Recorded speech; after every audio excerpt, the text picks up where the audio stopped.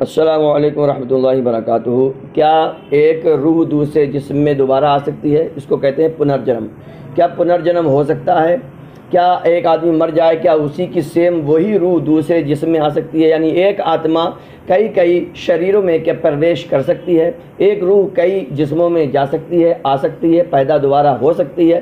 تو اس کے سارے آپ کو جانکاری ملنے والی ہے، بہت ہی نالجیبل اور بہت ہی زیادہ شاندار آج کا جو ہے بیان ہونے والا ہے۔ آپ تھوڑا سا صبر رکھ کے سن لیجئے، ہم ادھر ادھر وقت اپنا خراب کرتے ہیں۔ آج بہت ساری آپ کو قرآن پاک کے مادھیم سے، قرآن پاک کے ذریعے آپ کو بہت ساری معلومات ملنے والی ہے اور آپ کی جانکاری میں اضافہ ہونے والا ہے۔ آپ بہت زیادہ موٹیویٹ ہوں گے انشاءاللہ۔ یہ بیان آپ کی زندگی کو چینج کر دے گا، بس سن لیجئے، آپ دیکھیے، اور اگر اچھا لگے تو آپ ہمارے چینل کو سبسکرائب کر دیں اور گھنٹی کو ضرور دبا دیں۔ صلی اللہ سیدنا و مولانا محمد علیہ کرام کریم صلی اللہ علیہ رسول اللہ نبی اللہ حبیب اللہ صلی اللہ تعالی علیہ وسلم۔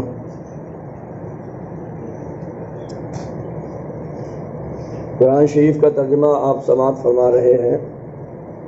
آج پڑھتے ہیں سورہ بقرہ کی 4 آیت۔ والذین یؤمنون بما انزل الیک وما انزل من قبلک وبالآخرۃ هم یوقنون۔ یہاں پر ایمان والوں کی صفتیں بیان ہو رہی ہیں۔ والذین یؤمنون بما انزل الیک، اور وہ ایمان لائیں اس پر جو اے محبوب تمہاری طرف اترا۔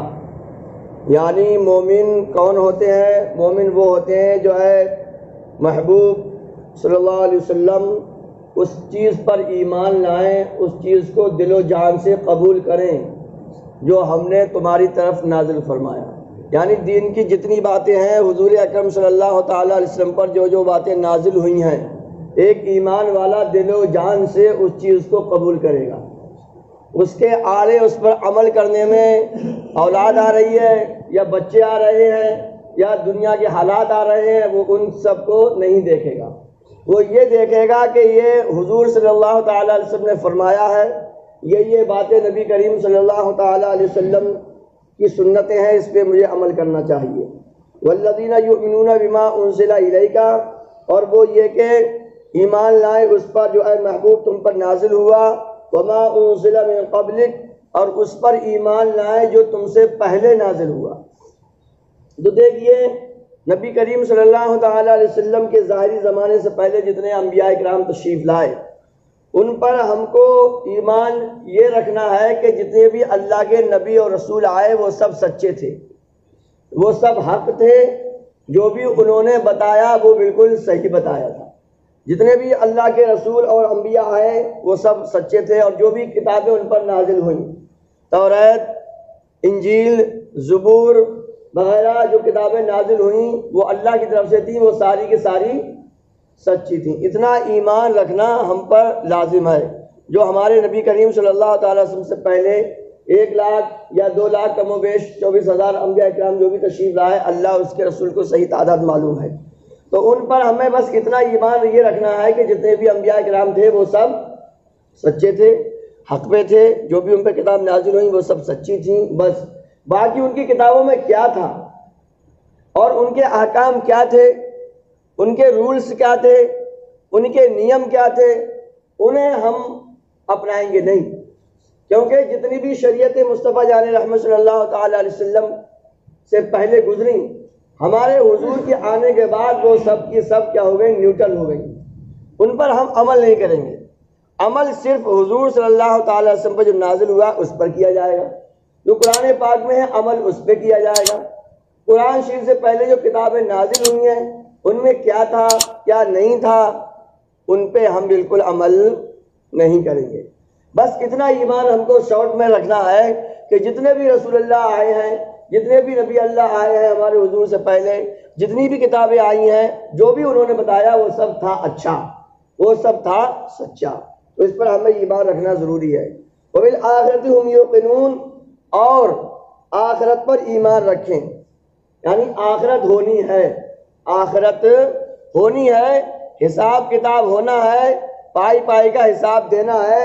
اس سے دوستو ایک جو عقیدہ ہوتا ہے غیر مسلموں میں آواگمن کا، پنرجنم، وہ بھی اس سے ختم ہو جاتا ہے، کیونکہ غیر مسلم کیا کہتے ہیں کہ پنرجنم ہو جاتا ہے، یعنی یہ کہ آتما کئی کئی شریروں میں آ جاتی ہے، ایک ہی بندہ کئی کئی جنم لے لیتا ہے، 7 جنم کے بولتے ہیں۔ تو اگر ایک ہی آتما 7 شریروں میں نہیں، بلکہ اگر ایک ہی آتما 2 شریروں میں آ جائے تو یہاں پر بھی آخرت کا انجام نہیں ہو پائے گا۔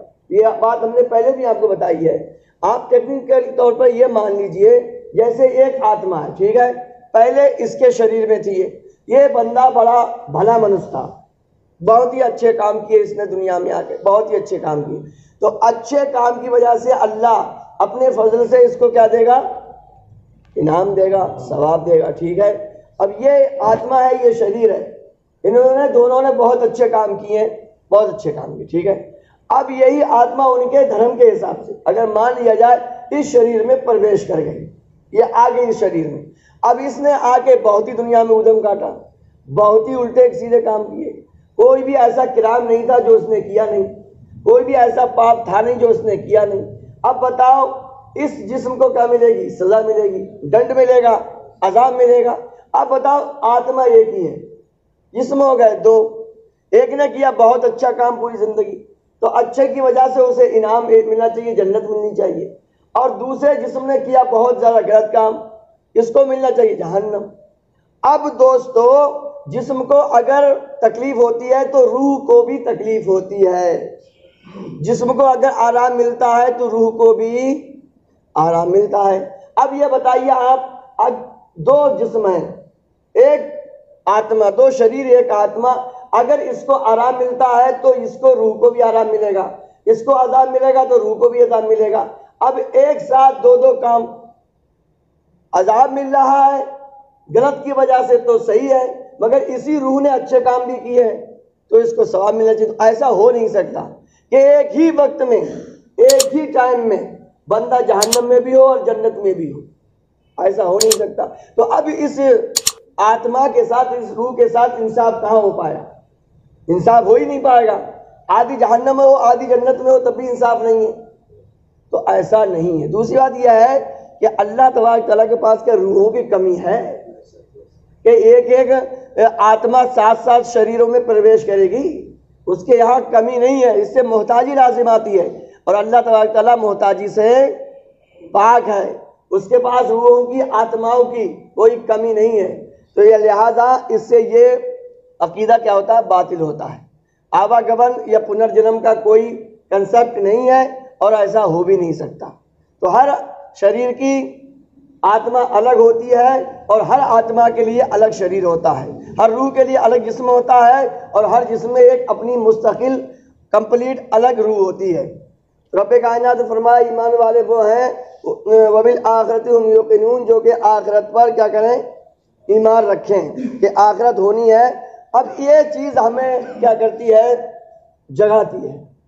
جیسے مثال کے طور پر آپ میں سے کوئی یہ کہہ دے کہ امام صاحب آپ کو صبح سے لے کر شام تک کی جو بھی ایکٹیویٹیز ہوں گی، جو بھی آپ کام کرو گے، آپ کو شام کو سارے کا سارے کا حساب دینا ہے، یا ایک جمعے کا مان لو، ایک جمعے سے لے کر دوسرے جمعے تک کا آپ کا پورا بیورا دینا ہے، حساب دینا ہے، اس کی آپ کی رسپانسبلٹی ہے، آپ کا اتردائتو یہ ہے کہ آپ کو ایک جمعے کا حساب جمعے کے اندر ہی پبلک کے سامنے دینا پڑے گا۔ تو کیا ہے، اس میں آدمی اویئر ہو جائے گا، چوکنا ہو جائے گا اور بہت ہی حساب سے کام کرے گا۔ تو رب کائنات نے یہاں فرما دیا کہ ایمان والے وہ ہیں جو آخرت کے دن پر ایمان رکھتے ہیں، اس کو سچا مانتے ہیں۔ جب بندہ سچا مانے گا تو پھر اس کے حساب سے وہ کام بھی کرے گا۔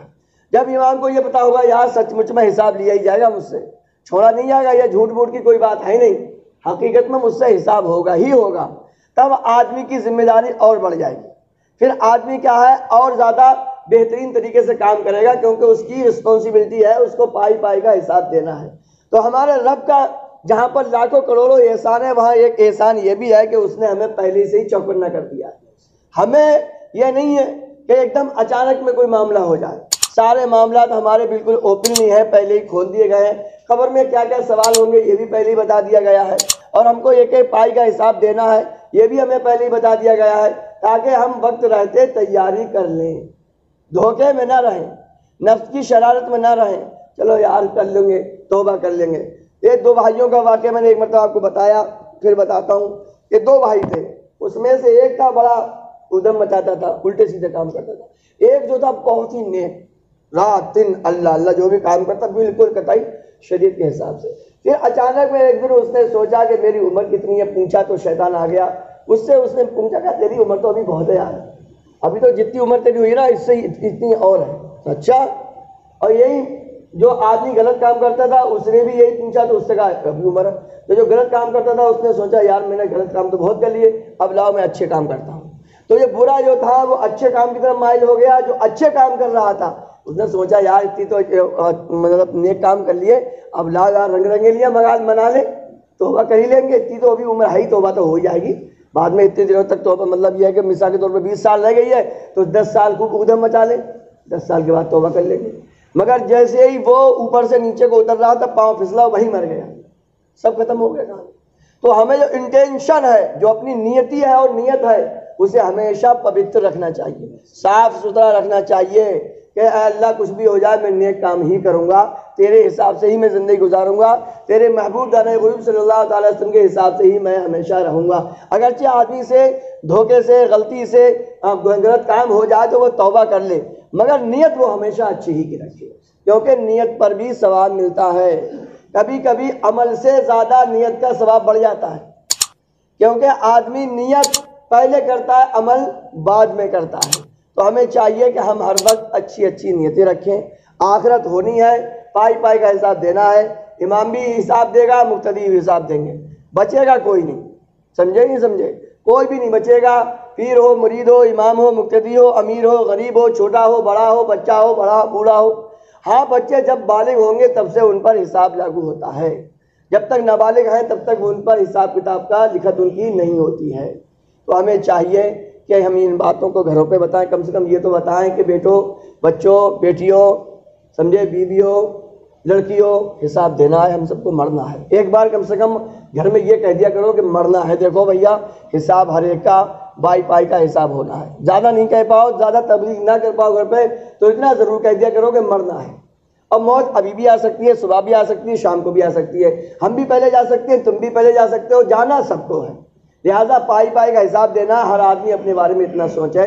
رسول کریم صلی اللہ تعالی وسلم کے اوپر درود و سلام پڑھتے رہیے اور گھر والوں کو اپنے چوکنا رہیے، ہماری ذمہ داری ہے۔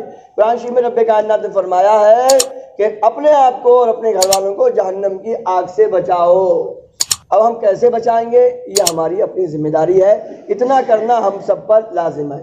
خود کو بھی نیک بننا ہے اور کم سے کم زیادہ نہیں تو گھر والوں کو ضرور نیک بنانا ہے۔ بس اسی کے